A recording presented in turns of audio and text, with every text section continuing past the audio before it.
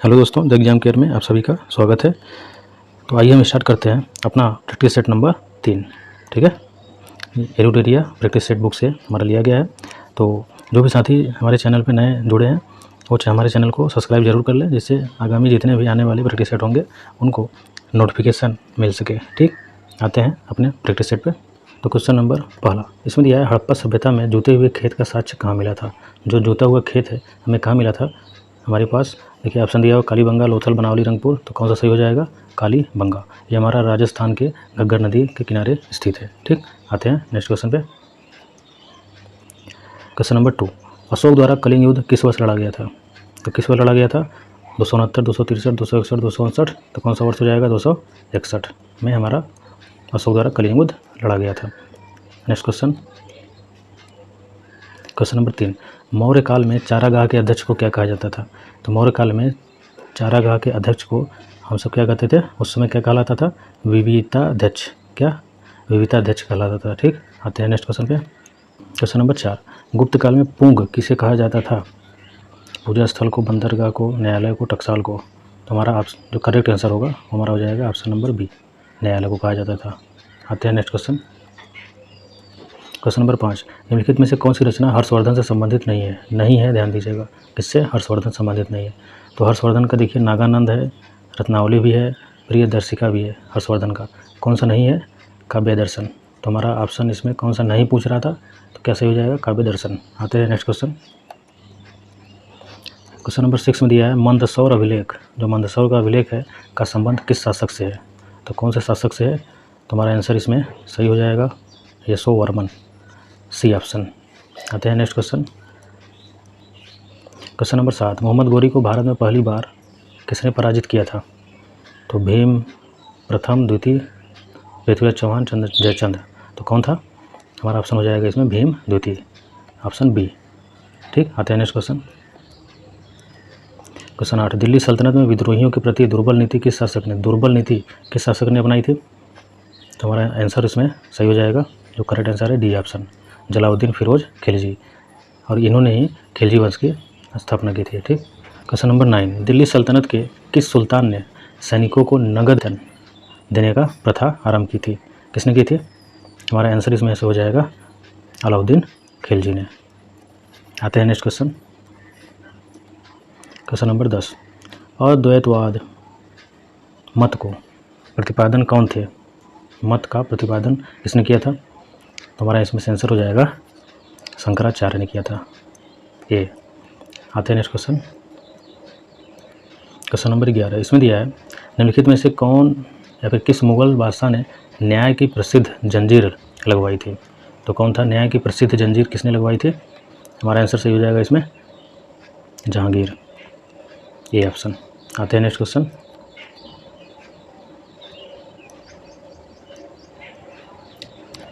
Question number 12, इसमें दिया है, निम्नलिखित में से किसने दारा सिकोह को लघु अकबर कहा था।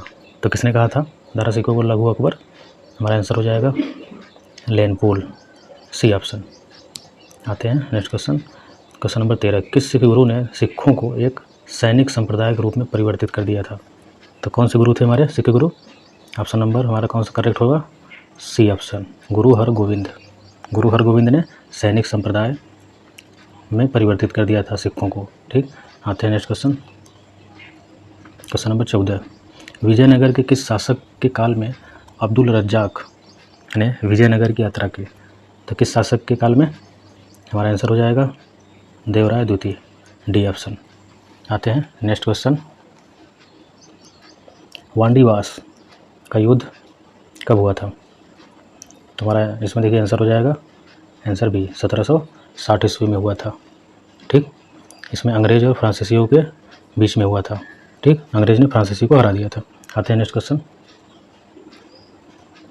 अहमद शाह अब्दाली के भारत पर प्रथम आक्रमण के समय मुगल बादशाह कौन था।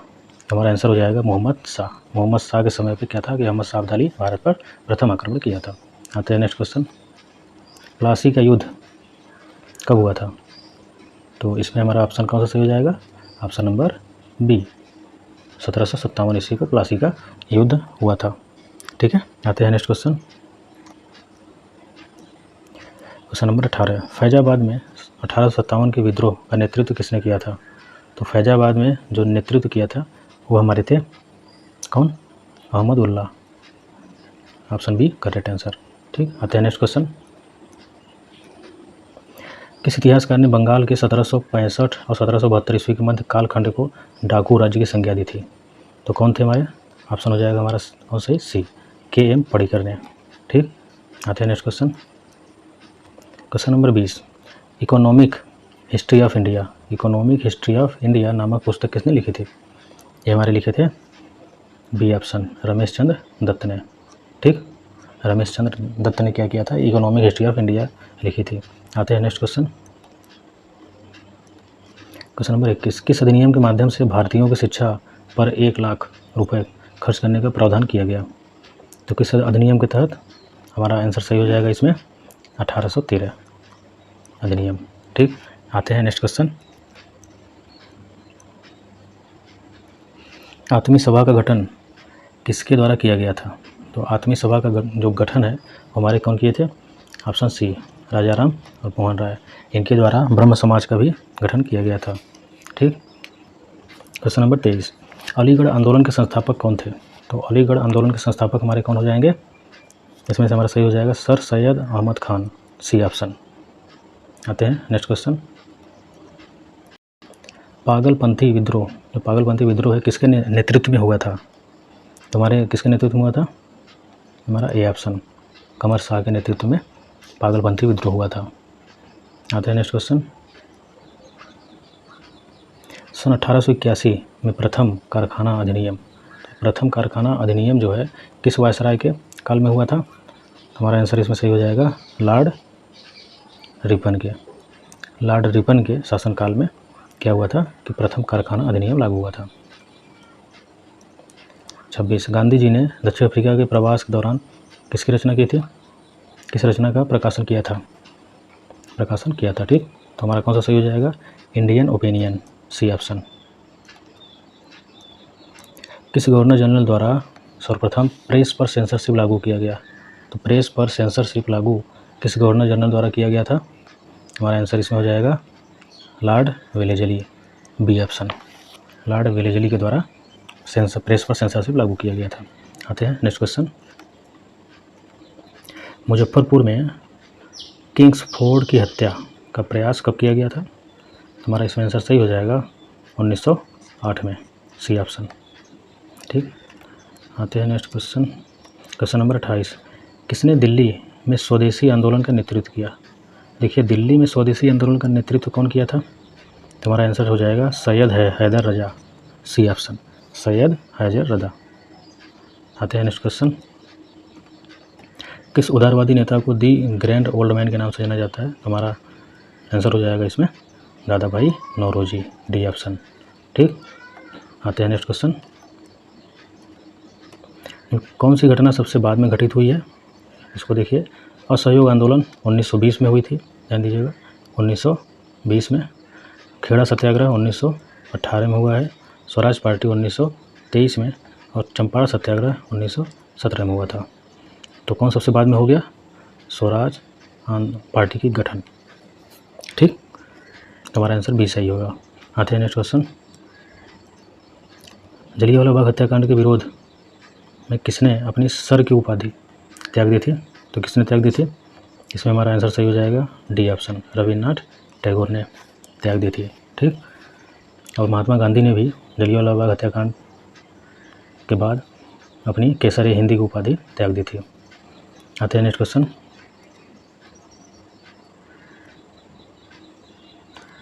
क्वेश्चन नंबर 33, इसमें दिया है चंपारण सत्याग्रह कब हुआ था? 1917 में हुआ था। असहयोग आंदोलन 1920 में हुआ था। अहमदाबाद मिल आंदोलन कब हुआ था? सूरत में, ये हमारा 1918 में हुआ था। और नमक सत्याग्रह 1930 में, जिसे दांडी मार्च के नाम से भी जानते हैं। तो हमारा इसमें कर रहा था कि गांधी जी का प्रथम जन आंदोलन हमें बताना है, प्रथम जन आंदोलन। ठीक, तो देखिएगा आंदोलन के रूप में कौन सा है? इसमें बी ऑप्शन सही हो जाएगा। 1920 में जन आंदोलन किए थे। और देखिए, जो चंपारण सत्याग्रह है वो पहला सत्याग्रह अगर पूछता तो हमारा हो जाता गांधी जी का प्रथम सत्याग्रह भारत में।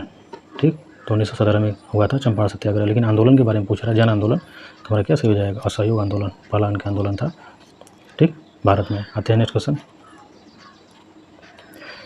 किसके सुझाव पर, निम्नलिखित में से किसके सुझाव पर भारतीयों को साइमन कमीशन से बाहर रखा गया था? तो किसके सुझाव पे था? लॉर्ड इरविन के सुझाव पे भारतीयों को बाहर रखा गया था। तुम्हारा आंसर सी सही हो जाएगा, ठीक। साइमन कमीशन भारत कब आया था? 1928 में। 7 लोगों की कमेटी थी, ठीक। सभी के सभी क्या थे? ब्रिटिश थे। आते हैं नेक्स्ट क्वेश्चन। Question number 35। निम्नलिखित इसमें था ना, द्वितीय विश्व युद्ध कब हुआ था? कब शुरू हुआ था? तो ऑप्शन हमारा कौन सा हो जाएगा? करेक्ट कौन सा होगा? ऑप्शन नंबर बी, 1939 में। आते हैं नेक्स्ट क्वेश्चन। इसमें दिया है कौन सा युग सुमेलित नहीं है? कौन सुमेलित नहीं है ये बताना है। तो गवर्नर जनरल हमारे पास है और संबंधित जो घटना है वो दिया हुआ है घटना का। लॉर्ड रिपन के समय पे कम्युनल अवार्ड घटना घटी थी? नहीं, ये लॉर्ड विलिंगटन के समय पे हुआ था। ये कौन था इसमें? लॉर्ड विलिंगटन के टाइम पे कम्युनल अवार्ड हुआ था, ठीक। इसमें दिया है लॉर्ड रिपन, तो पहला हमारा गलत, और जो गलत है वही हमारा क्या हो जाएगा? सही, क्योंकि कौन सुमेलित नहीं है, तो यही तुम्हारा ये सुमेलित नहीं है। बाकी सभी सही है। लिथुको के टाइम पे अगस्त प्रस्ताव 1940 में सही है। डलहौजी व्यक्तिगत सिद्धांत दिए थे, हाँ। जेम्स फोर्ड के टाइम पे द्वैत शासन लगा था, हाँ। तुम्हारा कौन सही हो जाएगा? ये ऑप्शन। आते हैं नेक्स्ट क्वेश्चन। झंडा गीत जो हमारा विजयी विश्व तिरंगा प्यारा किसने लिखा था? हमारा आंसर हो जाएगा बी, श्यामलाल प्रसाद ने। आते हैं नेक्स्ट क्वेश्चन। इसमें 38 में दिया हुआ है कौन सी कोविड-19 वैक्सीन डीएनए पर आधारित वैक्सीन है? तो कौन सी है? हमारा आंसर कौन सा हो जाएगा? ए ऑप्शन, जायकोव डी क्या है? विश्व की पहली डीएनए आधारित वैक्सीन थी, ठीक। आते हैं नेक्स्ट क्वेश्चन। Question number 39। कौन सा संगठन ऑपरेशन ग्रीन को कार्यान्वित करता है? तो हमारा कौन सा इसमें आंसर हो जाएगा? आंसर ए, नाफेड, ठीक।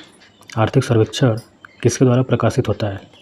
तुम्हारा इसमें आंसर हो जाएगा ए, वित्त मंत्रालय द्वारा, ठीक। आते हैं नेक्स्ट क्वेश्चन। सर्व शिक्षा अभियान का उद्देश्य, जो सर्व शिक्षा अभियान है उसका उद्देश्य किस आयु के बच्चों को शिक्षा को प्रोत्साहित करना है? तो किसको प्रोत्साहित करना था? बी ऑप्शन, 6 से 14 वर्ष, ठीक है। आते हैं नेक्स्ट क्वेश्चन। और जो सर्व शिक्षा अभियान है वो ध्यान दीजिएगा 2001 में लाया गया था, ठीक। जिसमें से कि 6 से 14 वर्ष के बच्चों को मुफ्त एवं अनिवार्य शिक्षा प्रदान करने के लिए किया गया था। 2001 है, ठीक। आते हैं नेक्स्ट क्वेश्चन। इसमें दिया हुआ उद्योग जो खनिजों का उपयोग कच्चे माल के तौर पर करते हैं क्या कहलाते हैं? ये हमारे कहलाते हैं, कौन सा ऑप्शन इसमें सही हो जाएगा? करेक्ट आंसर है हमारा खनिज आधारित उद्योग। आते हैं नेक्स्ट क्वेश्चन। इसमें दिया है निम्नलिखित कंद फसलों में से गरीब का मित्र कहा जाता है। तो गरीब का मित्र कौन है हमारा? इसमें से आंसर हो जाएगा बी ऑप्शन, आलू।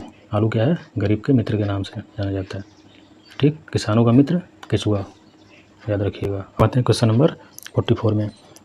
भारतीय मौसम विज्ञान का संस्थान कहाँ पे है? ये हमारा है नई दिल्ली, ए ऑप्शन, ठीक। आते हैं नेक्स्ट क्वेश्चन। इसमें दिया है दक्षिण एशियाई क्षेत्रीय सहयोग संघ सार्क का स्थापना कब हुआ था? तो हमारा आंसर इसमें कौन सही है? सी ऑप्शन, 1985 में। क्वेश्चन नंबर 46 में देखते हैं। इसमें दिया है कौन सुमेलित नहीं है? तो मैकमोहन रेखा भारत चीन में, हाँ। मैन रहीम रेखा रूस में फिनलैंड, ये भी सही है। हिंडनबर्ग रेखा जर्मनी एवं पोलैंड के बीच में, ये भी सही है। मैगिनॉट रेखा, जो मैगिनॉट रेखा है फ्रांस स्पेन के बीच में, ये गलत है, ठीक। ये किसके बीच में है? जर्मनी और फ्रांस के बीच में है, इस बात का ध्यान रखिएगा। मैगिनॉट रेखा किसके? फ्रांस तो है लेकिन स्पेन नहीं, जर्मनी होनी चाहिए थी, ठीक। तो हमारा डी ऑप्शन यहाँ सही हो जाएगा क्योंकि नहीं हमसे पूछ रहा था क्या सुमेलित नहीं है। आते हैं नेक्स्ट क्वेश्चन। इंदिरा गांधी परमाणु अनुसंधान केंद्र कहाँ स्थित है? तो इंदिरा गांधी परमाणु अनुसंधान केंद्र कहाँ स्थित है? हमारा इसमें आंसर हो जाएगा सी ऑप्शन, तमिलनाडु में स्थित है, ठीक। 48 अंडमान निकोबार द्वीप समूह के कितने द्वीपों का नाम हमारा क्या परमवीर चक्र विजेताओं के नाम पे है? देखिएगा हमारा आंसर क्या हो जाएगा इसमें?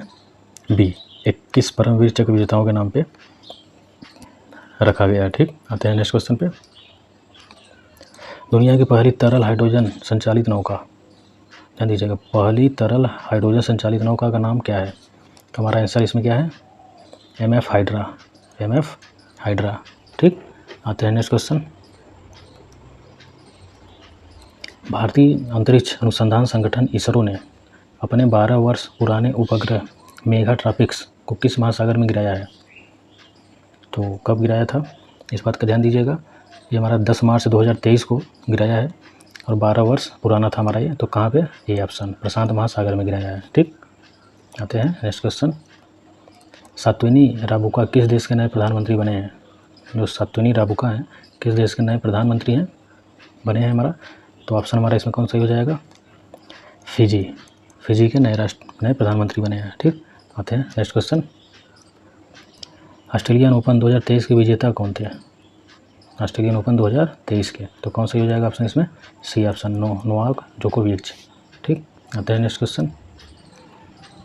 हाल ही में किस भारतीय अनुसंधान ने कृत्रिम हृदय तैयार करने में सफलता हासिल की है? तो कौन से भारतीय संस्थान है? हमारा इसमें आंसर हो जाएगा ऑप्शन डी, IIT कानपुर। ठीक, आते हैं नेक्स्ट क्वेश्चन। क्वेश्चन नंबर 54, किस वर्ष तक भारत ऊर्जा स्वतंत्रता प्राप्त करने का लक्ष्य निर्धारित किया है? तो हमारा आंसर इसमें हो जाएगा 2047 तक, सी ऑप्शन। आते हैं नेक्स्ट क्वेश्चन। क्वेश्चन नंबर 55, मृदु ऊतक एक प्रकार का है। तो मृदु ऊतक एक प्रकार क्या है? विभज्योतक ऊतक है, सरल ऊतक है, जटिल ऊतक है, इनमें से कोई नहीं। तो ध्यान दीजिएगा, हमारा आंसर जाएगा बी, सरल ऊतक है। ठीक, और जाइलम फ्लोएम क्या है? हमारा जटिल ऊतक होता है। आते हैं नेक्स्ट क्वेश्चन 56 में देखते हैं, कवक में क्लोरोफिल का अभाव होता है? हाँ, क्लोरोफिल नहीं होता, जो कवक है उसमें क्लोरोफिल नहीं होता। मशरूम ब्रायोफाइटा के अंतर्गत आता है? नहीं। शैवाल संवहनी पौधा है? नहीं। थैलोफाइटा वर्ग के पौधों का शरीर जड़, तना एवं पत्तियों में विभेदित नहीं रहता। तो थैलोफाइटा वर्ग पौधों का शरीर जड़, तना और पत्तियों में विभेदित नहीं रहता, ये भी हमारा क्या है? सही है ये। ठीक, तो हमारा कौन सही हो गया? पहला और चौथा। तो पहला चौथा देखिए किसमें है? बी ऑप्शन, तो केवल 1 4। ठीक, आते हैं नेक्स्ट क्वेश्चन। संक्रमित पेयजल से फैलने वाला रोग क्या है? जो पीने वाला पानी है संक्रमित, वो अगर गंदा हो तो उससे रोग कौन सा फैलेगा? मलेरिया मच्छर से काटने से होता है ये सब, मोटापा, टिटनेस, हेपेटाइटिस दूषित जल पीने से होता है। ठीक, हेपेटाइटिस। आते हैं नेक्स्ट क्वेश्चन। इसमें कहा है 58 में, दुधारू पशुओं का रोग एंथ्रेक्स होता है। जो रोग एंथ्रेक्स है इसका दुधारू पशु का, वो क्या होता है? हमारा इसमें आंसर हो जाएगा ये ऑप्शन, बैक्टीरिया से। ठीक, आते हैं नेक्स्ट क्वेश्चन। इसमें देखिए दिया हुआ है रसांकुर पाया जाता है। जो रसांकुर है किसमें पाया जाता है? अमाशय में, बड़ी आंत में, छोटी आंत में, मुख में। हमारा इसमें देखिए आंसर हो जाएगा सी ऑप्शन, छोटी आंत में। कहाँ पाया जाता है? छोटी आंत में। क्वेश्चन नंबर 60 इसमें दिया हुआ है, अवायवीय शोषण कोशिका के किस भाग में होता है? जो अवायवीय शोषण है वो कोशिका के किस भाग में होता है? माइटोकॉन्ड्रिया, हरितलवक, कोशिका द्रव, कोशिका झिल्ली में। तो किस में होता है? कोशिका द्रव, बी ऑप्शन। क्वेश्चन नंबर 61 में देखते हैं, जब फाइब्रिनोजिन प्लाज्मा से अलग हो जाता है तो फाइब्रिनोजिन रहित प्लाज्मा को क्या कहा जाता है? देखिएगा क्या कहलाता है? हमारा इसमें से आंसर हो जाएगा सीरम, सी ऑप्शन। ठीक, आते हैं नेक्स्ट क्वेश्चन। एस्ट्रोजन स्रावित होता है। जो एस्ट्रोजन है वो कहाँ, वो किससे स्रावित होता है? वृषण द्वारा, थायराइड द्वारा, अंडाशय द्वारा, या फिर लैंगर है इसकी द्वीपिकाओं द्वारा। तो हमारा कौन सा ऑप्शन सही हो जाएगा इसमें? बी ऑप्शन, अंडाशय द्वारा। ठीक, आते हैं नेक्स्ट क्वेश्चन। इसमें दिया हुआ है नर युग्मक तथा मादा युग्मक के संयोजन से हमारा क्या बनता है? तो नर युग्मक मादा युग्मक से हमारा क्या बन जाएगा? आंसर होगा इसमें सी, जाइगोट। ठीक है, आते हैं नेक्स्ट क्वेश्चन। मूल भौतिक राशियों की संख्या कितनी है? तो मूल भौतिक राशि कुल कितने हैं हमारे? देखिएगा इसमें हमारा आंसर हो जाएगा 7, कुल 7 मूल भौतिक राशियाँ होती हैं। आते हैं क्वेश्चन नंबर 65 में। इसमें दिया है कौन सा असत्य है वो बताना है। दूरी में केवल परिमाण होता है, ये सही है। विस्थापन अदिश राशि है? नहीं, विस्थापन सदिश राशि होती है। विस्थापन की दर को त्वरण कहते हैं? नहीं, विस्थापन की दर को त्वरण नहीं कहते, ध्यान दीजिएगा। विस्थापन की दर को वेग कहते हैं। उपर्युक्त सभी, तो इसमें से हमें असत्य बताना था, तो कौन सा असत्य है? देखिए बी और सी दोनों असत्य है। ठीक, तो बी सी दोनों असत्य माना जाएगा यहाँ पे। दूरी में केवल परिमाण होता है, ये हमारा सही है। अगर यहाँ विस्थापन, दूरी की जगह विस्थापन देता कि विस्थापन में केवल परिमाण होता है, तो हमारा ये गलत हो जाता। क्योंकि विस्थापन सदिश राशि है तो उसमें दिशा और परिमाण दोनों होगा, लेकिन यहाँ पे दूरी के बारे में दिया हुआ है, डिस्टेंस के बारे में, तो इसमें केवल परिमाण होता है। ठीक, तो हमारा इसमें आंसर हमारा बी सी दोनों होगा। आते हैं नेक्स्ट क्वेश्चन, क्वेश्चन नंबर 66। यदि किसी वस्तु के बल लगने से उसमें कोई त्वरण उत्पन्न नहीं होता तो बल क्या कहलाता है? तो अगर त्वरण उत्पन्न नहीं हो रहा है बल लगाने पे कोई भी, ठीक, तो बल हमें क्या कहलाएगा? संतुलित बल कहलाएगा। ऑप्शन ए सही है। आते हैं नेक्स्ट क्वेश्चन, इसमें दिया है यदि कोई वस्तु किसी द्रव में डूबिया जाए तो निम्न में से कौन सा कथन सत्य होगा, ये हमें बताना है। तो तैरने का सिद्धांत आइंस्टीन ने दिया था? नहीं, ये गलत है। वस्तु का भार उत्प्लावक बल के बराबर है। अगर वस्तु का भार उत्प्लावक बल के बराबर हो जाए तो वस्तु क्या होगी? सतह के नीचे तैरेगी, सतह पर रहेगी लेकिन तैरेगी भी। ठीक, लेकिन इसमें कहा था कि डूबने वाली बात कर रही है, वो द्रव में क्या हो जाए? डूब जाए। तो लेकिन इसमें क्या होगा? तैरेगी, तो ये भी गलत हो जाएगा। वस्तु का भार उत्प्लावक बल से अधिक है। अगर वस्तु का भार क्या हो? उत्प्लावक बल से अधिक हो जाए तो हमारा क्या हो जाएगा? वस्तु डूब जाएगी। ठीक है, वस्तु डूब जाएगी, तो हमारा ये सही हो जाएगा। डूबने की बात कर रही थी, तो सी ऑप्शन यहाँ क्या है? सही है। आते हैं नेक्स्ट क्वेश्चन, पूर्ण आंतरिक परावर्तन घटना तब संभव है जब प्रकाश क्या विरल से सघन माध्यम में जाए, सघन से विरल, सघन से सघन, विरल से विरल, तो क्या हो जाएगा? बी ऑप्शन, सघन से विरल में जाएगा तो हमारा क्या हो जाएगा? कि पूर्ण आंतरिक परावर्तन होगी। ठीक, पूर्ण आंतरिक परावर्तन हो जाएगी घटना।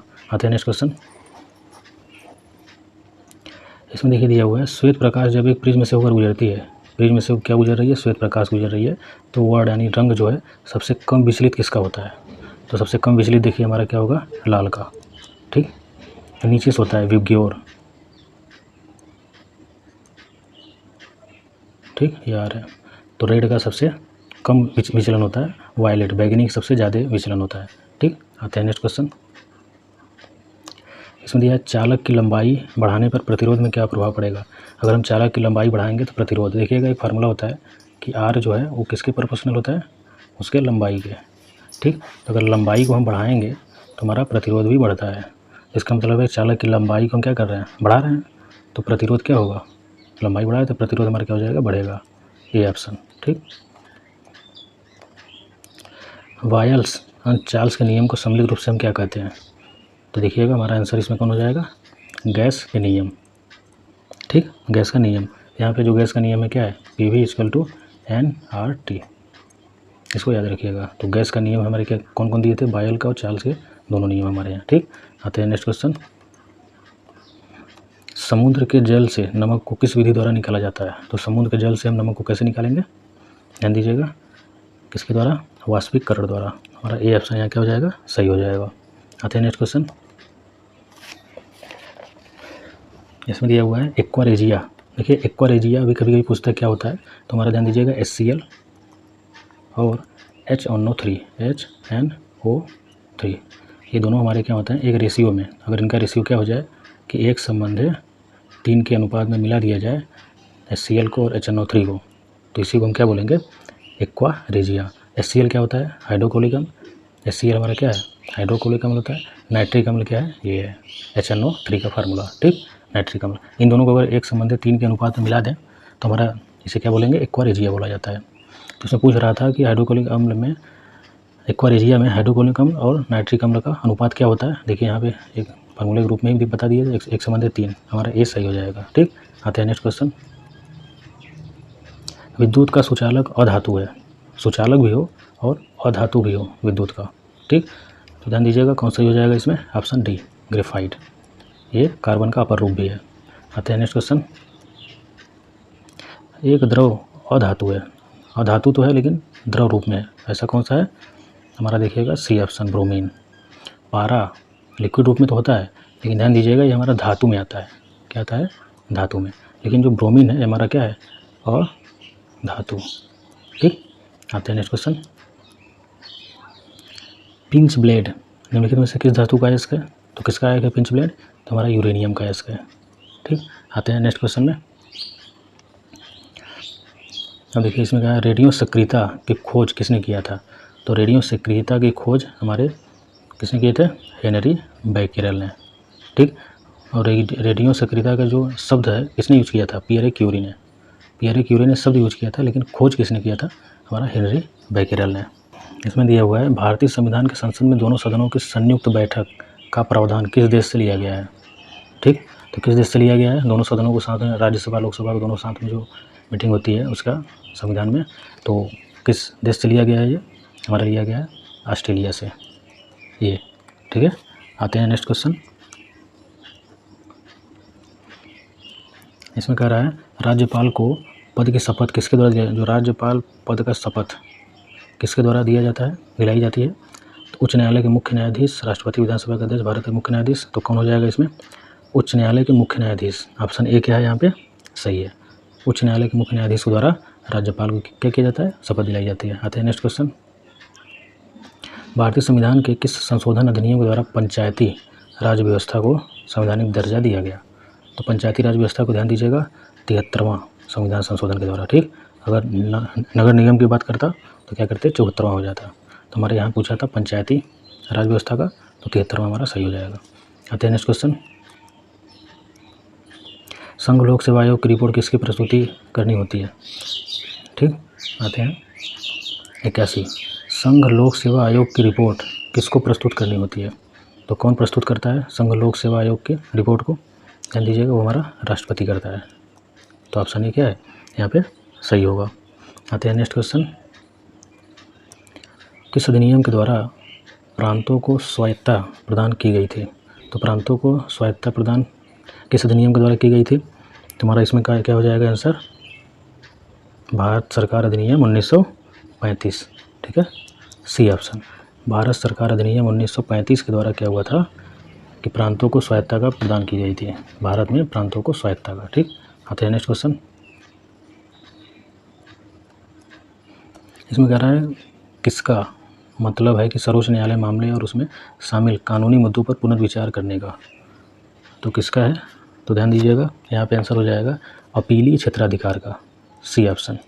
तो अपीलीय क्षेत्राधिकार का मतलब है कि सर्वोच्च न्यायालय मामले में और उसमें शामिल कानूनी मुद्दों पर पुनर्विचार करने का। आते हैं 84 में, भारतीय संविधान का अंतिम व्यवस्थापक कौन है, तो कौन होता है, ध्यान दीजिएगा, अंतिम व्यवस्थापक हमारे होते हैं सर्वोच्च न्यायालय। ठीक, आते हैं नेक्स्ट क्वेश्चन। समाजवादी अर्थव्यवस्था में उत्पादन के सभी कारक किसके स्वामित्व और नियंत्रण में रहते हैं। तो समाजवादी अर्थव्यवस्था में उत्पादन के सभी कारक किसके स्वामित्व नियंत्रण में रहते हैं, तो हमारा आंसर हो जाएगा सी ऑप्शन, राज्य के। ठीक, आते हैं नेक्स्ट क्वेश्चन। महालनोबिस मॉडल योजना से है, ये हमें बताना है, तो किस योजना से था, द्वितीय पंचवर्षीय योजना से। ठीक, आते हैं नेक्स्ट क्वेश्चन।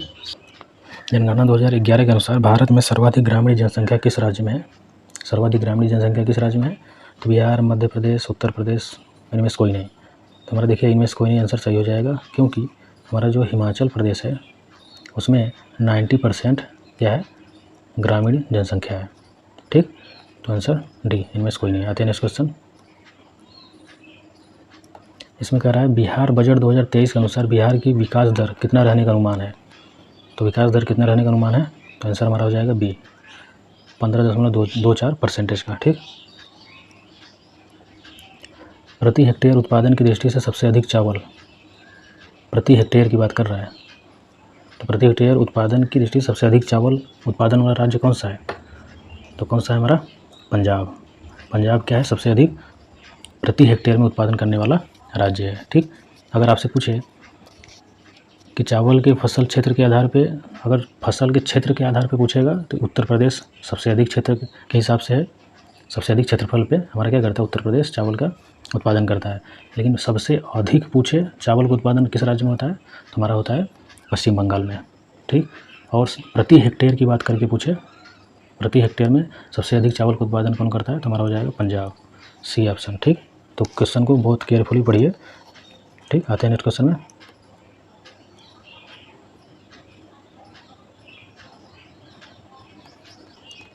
क्वेश्चन नंबर 90, इसमें दिया है सूची 1 सूची 2 मिलाइए, सूची को कोड की सहायता से सही उत्तर दीजिए। अब देखिए जिम कार्बेट, क्या जिम कार्बेट हमारा कहाँ पे है, तो जिम कार्बेट हमारा उत्तराखंड में है। ठीक, रणथंभौर, रणथंभौर कहाँ पे है, ये हमारा राजस्थान में है। ठीक है, और बांधवगढ़। बांधवगढ़ कहाँ है हमारा? MP में है। दम्फा कहाँ पे है हमारा? मिजोरम में। तो देखिए कौन सा ऑप्शन इसमें हो जाएगा? तो ए का देखिए कहाँ मिला है, ए का हमारा मिला है यहाँ पे 3 से, ए का 3, तो ए का 3 देखिए किस में है? इसमें दिख रहा है, और बाकी ए का 3 कहीं नहीं दिख रहा है, तो हमारा सी ऑप्शन क्या हो जाएगा? सही हो जाएगा, बाकी मिलाने की जरूरत नहीं है यहाँ पे, ठीक। ऑप्शन ऐसा बना दिया गया। आते हैं नेक्स्ट क्वेश्चन में।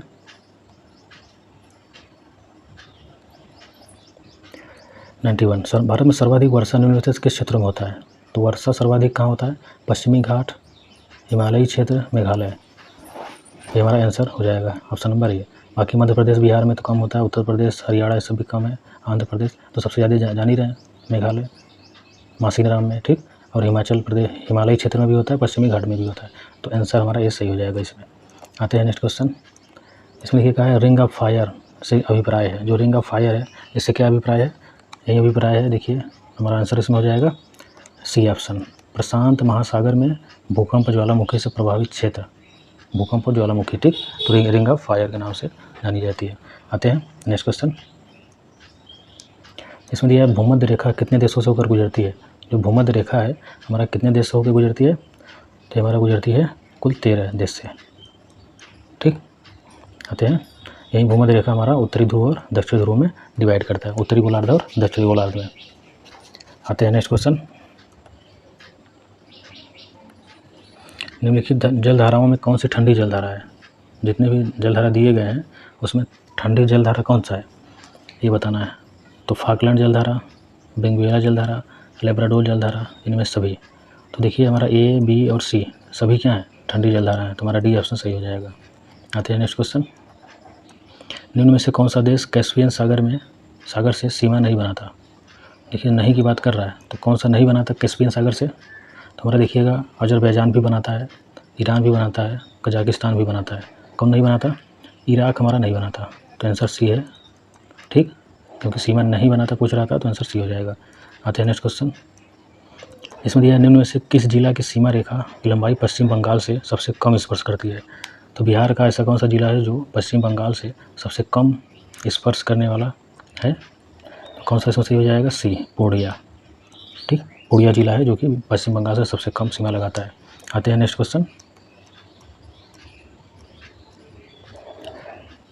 देखिए 97 में भी है, किस राज्य के सर्वाधिक पाइराइट पाए जाते हैं? कौन सा राज्य है जो कि सबसे ज़्यादा पाइराइट पाए जाते हैं? तो हमारा देखिए आंसर हो जाएगा इसमें ए ऑप्शन, बिहार। बिहार में सबसे अधिक पाइराइट पाए जाने वाला है राज्य है, ठीक। आते हैं नेक्स्ट क्वेश्चन। इसमें कह रहा है 2011 की जनगणना अनुसार बिहार में सर्वाधिक लिंगानुपात किस जिले का है? किस जिले का सबसे ज़्यादा लिंगानुपात है? तो हमारा हो जाएगा इसमें सी ऑप्शन, गोपालगंज, ठीक है। गोपालगंज का सर्वाधिक लिंगानुपात है यहाँ पे।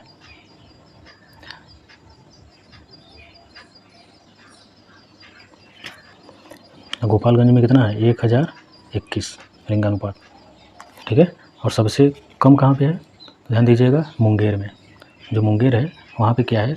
मुंगेर में सबसे कम है, वहाँ पे 876 लिंगानुपात है, ठीक। आते हैं नेक्स्ट क्वेश्चन। सुनिए भारत का सबसे लंबा राष्ट्रीय जलमार्ग क्या है? तो ध्यान दीजिएगा सबसे लंबा राष्ट्रीय जलमार्ग जो है हमारा, इसमें आंसर हो जाएगा ए ऑप्शन, राष्ट्रीय जलमार्ग 1, ठीक। ये कहाँ से कहाँ तक वाला लिया गया है? ध्यान दीजिएगा राष्ट्रीय जलमार्ग 1 को एक दूसरे नाम से भी जानते हैं, क्या? इलाहाबाद हल्दिया जलमार्ग। इसको ध्यान दीजिएगा, राष्ट्रीय जलमार्ग 1 को हम इलाहाबाद और हल्दिया जलमार्ग के नाम से भी जानते हैं। तो हमारा सबसे लंबा राष्ट्रीय जलमार्ग क्या है? जलमार्ग 1, ठीक। आते हैं नेक्स्ट क्वेश्चन पे। इसमें देखिए दिया है शून्य रेखा कहलाती है। जो शून्य रेखा है किसके बीच में है? ध्यान दीजिएगा। तो इसमें दिया हुआ है पश्चिम बंगाल और बांग्लादेश, इसमें नहीं है। सिक्किम बांग्लादेश नहीं, मेघालय बांग्लादेश नहीं, तो कौन सा हो जाएगा? डी ऑप्शन, त्रिपुरा और बांग्लादेश के बीच में ये रेखा को हम क्या कहते हैं? शून्य रेखा, ठीक। तो हमारा देखिए इसके आगे मैथ सेक्शन है, तो जितने भी हमारे मैथ रीजनिंग को छोड़ के जितने भी क्वेश्चन होंगे वो उतने का प्रैक्टिस सेट हम यहाँ पे कराएंगे, ठीक। बाकी जितने लोग हमारे यहाँ चैनल पे नए जुड़े हैं चैनल को सब्सक्राइब जरूर कर लें, आगे के जितने भी प्रैक्टिस सेट होंगे उसके नोटिफिकेशन मिलते रहेंगे। तो हमारे यहाँ प्रैक्टिस सेट समाप्त हो गया, मिलते हैं अगले प्रैक्टिस सेट में। ओके, धन्यवाद।